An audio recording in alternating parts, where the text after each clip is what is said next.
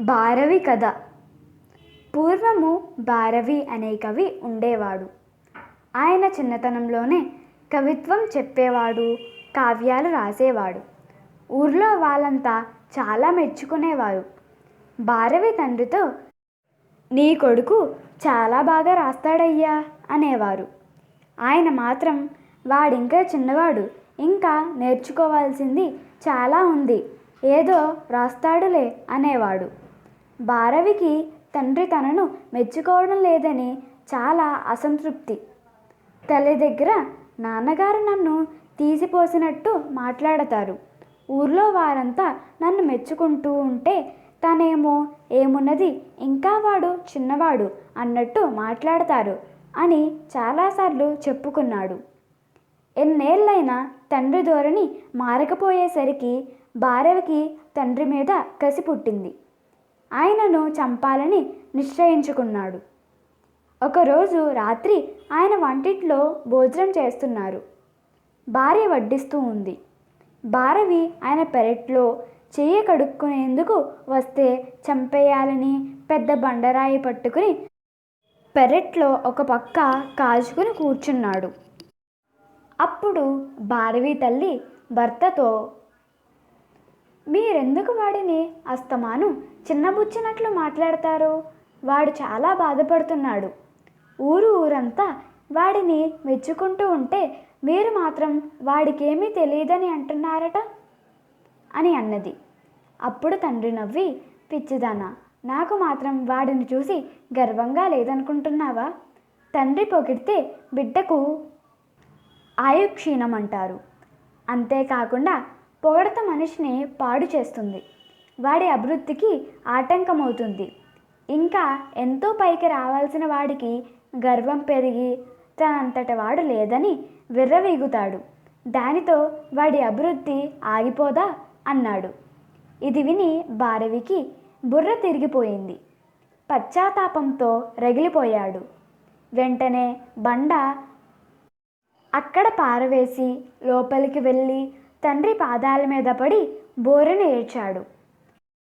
తాను తండ్రిని చంపాలనుకున్న విషయం చెప్పి నాకేదైనా శిక్ష వేయమని బ్రతిమాలుకున్నాడు. పశ్చాత్తాపంతో, నీ పాపం పోయింది, శిక్ష ఎందుకు అని తండ్రి చెప్తున్నా వినకుండా తనకు శిక్ష వేయమని పట్టుబట్టాడు.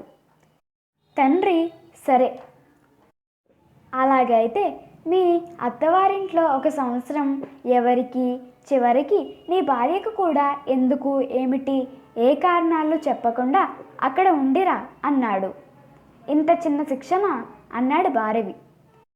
తండ్రి నవ్వి, అది చాలే, వెళ్ళు అన్నాడు. భారవికి చిన్నతనంలోనే పెళ్ళయింది. అప్పటికి ఇంకా భారవి భార్య కాపురానికి రాలేదు.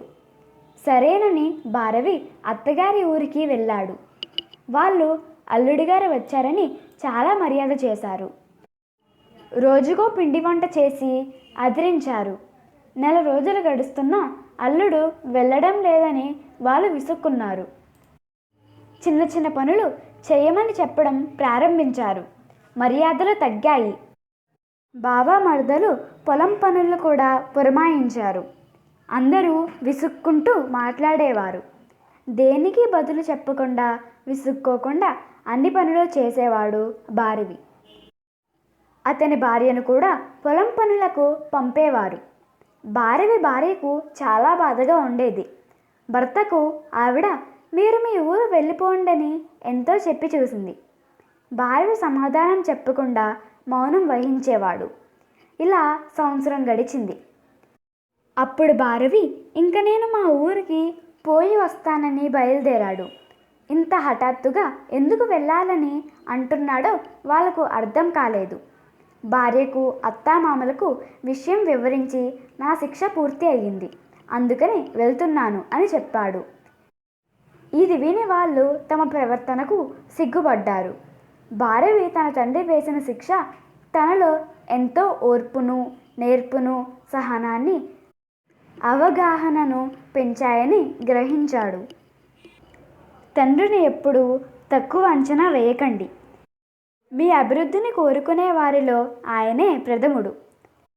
చిన్నప్పుడు తల్లి కోప్పడిందని తండ్రి దండించాడని వారి మీద కోపం పెంచుకోకండి. అదంతా మీరు బాగుపడాలని, వృద్ధిలోకి రావాలని చేసి ఉంటారని గుర్తుపెట్టుకోండి. తల్లిదండ్రులను ద్వేషించకండి, అంతకంటే పాపం ఇంకొకటి ఉండదు. ధన్యవాదములు.